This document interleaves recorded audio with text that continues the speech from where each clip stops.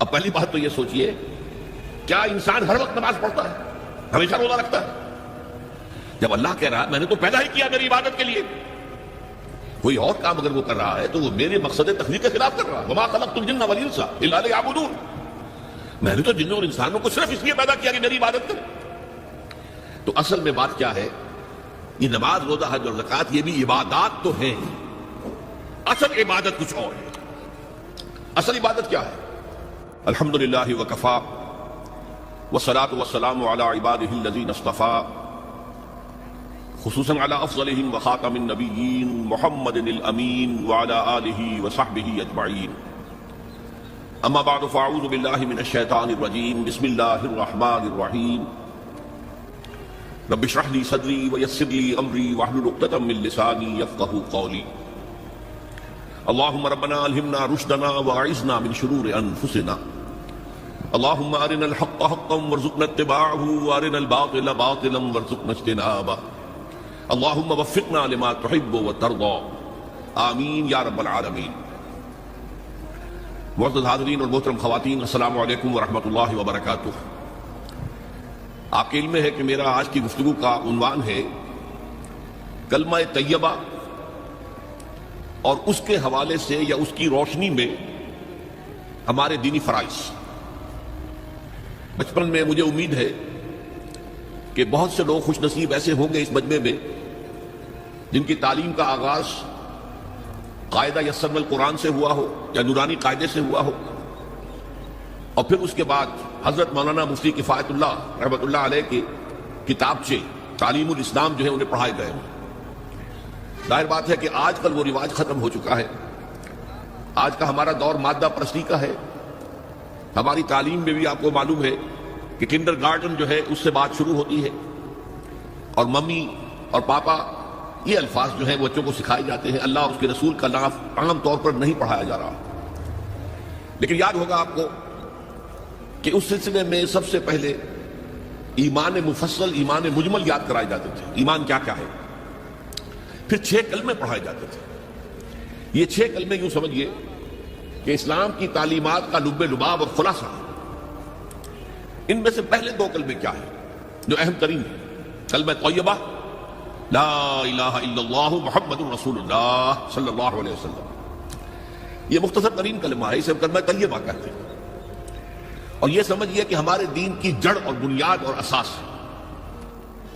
دوسرا کلمہ اسی میں لفظ شہادت کا اضافہ ہو کر اشہد ان لا الہ الا اللہ واشہد ان محمد رسول اللہ صلی اللہ علیہ وسلم۔ یہ کلمہ شہادت جو ہے یہ اسلام میں داخلے کا شاہ درا ہے۔ شاہ درا، در کہتے ہیں دروازے کو، شاہ درا بہت بڑا دروازہ۔ جو لوگ دلی سے واقف ہیں انہیں یاد ہوگا، معلوم ہوگا کہ دلی جو ہے وہ جمنا ندی یا جمنا دریا کے مغرب میں واقع ہے، اور مشرق سے جو بھی آتا ہے یو پی سے، اس کو پہلے ایک قصبے سے گزرنا پڑتا ہے، جس کے بعد پل آتا ہے جمنا کا، اور اس قصبے کا نام ہے شاہ درا پل۔ اسی طرح کا شاہ درا ایک لاہور میں ہے۔ لاہور جو ہے وہ راوی کے جنوب مشرقی کنارے پر ہے، آباد ہے شہر۔ اب جو بھی پشاور سے، سرحد سے، اسلام آباد سے، پورے پنجاب سے لوگ آتے ہیں تو انہیں لاہور میں داخل ہونے کے لیے دریائے راوی کراس کرنا ہوتا ہے، لہذا وہاں بھی ایک قصبہ ہے جس کا نام شاہ درا ہے۔ شاہ درا یہ بڑا در ہے کہ جس سے داخل ہو کر آپ دلی میں یا لاہور میں داخل ہوں گے۔ اسی طرح میں نے عرض کیا کہ اسلام میں داخلے کے لیے شاہ درا جو ہے وہ ہے اشہد ان لا الہ الا اللہ واشہد ان محمد رسول اللہ صلی اللہ علیہ وسلم۔ آج میں انہی 2 کے حوالے سے آپ کے سامنے کچھ باتیں رکھ رہا ہوں، باتیں بالکل بنیادی ہیں، اور میں سمجھتا ہوں کہ آپ کے ذہنوں کے اندر موجود ہیں، صرف یہ ہے کہ آپ نے شاید زیادہ کبھی شعوری طور پر توجہ نہ دی ہو اور ان کے بارے میں کہیں گہرا غور و فکر نہ کیا ہو۔ دیکھیے پہلا جز کیا ہے؟ لا الہ الا اللہ، کلمہ توحید ہے۔ یہ اللہ کے سوا کوئی معبود نہیں۔ اب اس کا تقاضا کیا ہے؟ اور دوسرا جز ہے محمد الرسول اللہ صلی اللہ علیہ وسلم، اس کا تقاضا کیا ہے؟ اللہ کے سوا کوئی معبود نہیں، معبود برحق صرف اللہ ہے۔ اس کا کیا مطلب ہے؟ عبادت صرف اس کی ہوگی، کوئی معبود نہیں اللہ کے سوا، عبادت اسی کی ہوگی۔ اس عبادت کا مفہوم کیا ہے؟ قرآن مجید میں بہت سے انبیاء کی اور رسولوں کی دعوت بیان ہوئی، اور نام بنام کہا گیا، ان کی دعوت کیا تھی؟ ان اعبدوا اللہ ما لکم من الہ غیرہ، اللہ کی عبادت کرو، تمہارا کوئی الہ اس کے سوا نہیں۔ اس کے ساتھ ہی بعض صورتوں میں ایک لفظ کا اضافہ ہوتا ہے، سورہ شعراء میں ان اعبدوا اللہ واطیعون، عبادت اللہ کی کرو، میری اطاعت کرو۔ تو اللہ کی عبادت کیا ہے؟ جس کے لیے سورہ زاریات میں فرمایا وما خلقت الجن والانس الا لیعبدون، میں نے نہیں پیدا کیا ہے جنوں اور انسانوں کو مگر صرف اس لیے کہ میری عبادت کریں۔ تو معلوم ہوا کہ لا الہ الا اللہ کا تقاضا کیا ہے؟ ہمہ تن ہمہ وقت اللہ کی عبادت۔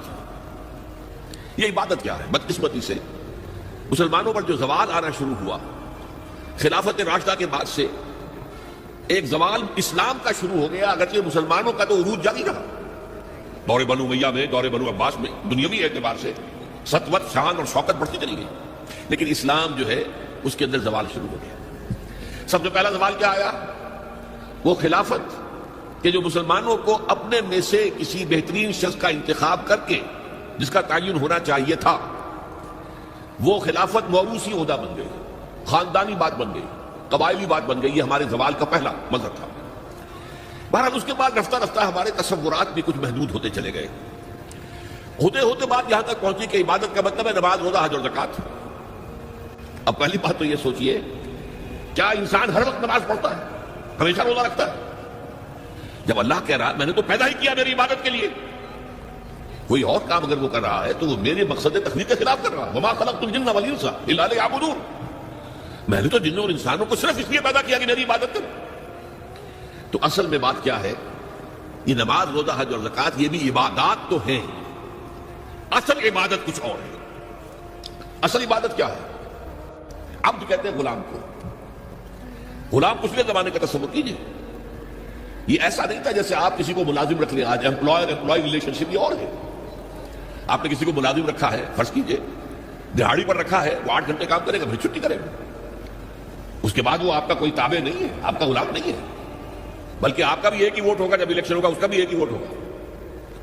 تو اصل میں غلام جو ہوتا تھا وہ ہمہ وقت، ہمہ تن، ہمہ جہد، ہمہ وجوہ بندگی کرتا تھا، اطاعت کرتا تھا۔ ملازم کہہ سکتا تھا کہ میرے تو اوقات ختم ہو گئے۔